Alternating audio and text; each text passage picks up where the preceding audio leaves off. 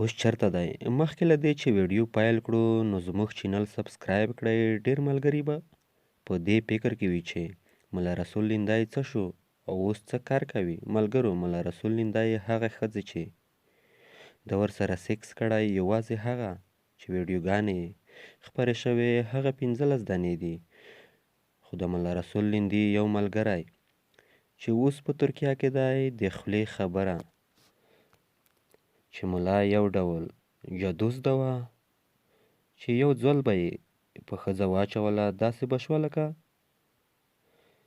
د شاه سوری چې یو ځل په بد کار اخته شي. هر وخت مزایل غواړي. دوی به هم د ملا رسول لیندي سره غوښتل چې کار وکړي.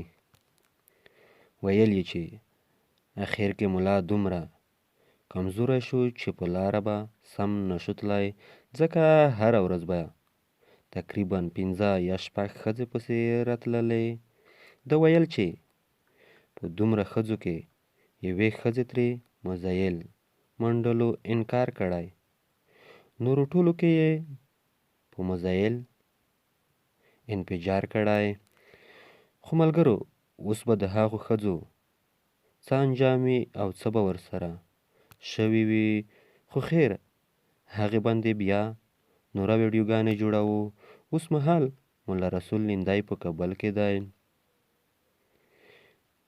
په یوه نوم او په بل نوم ښځې بیا ورغواړي. ډېر ژر به د کابل د جینکیو ویډیوګانې ستاسې مخې ته راشي.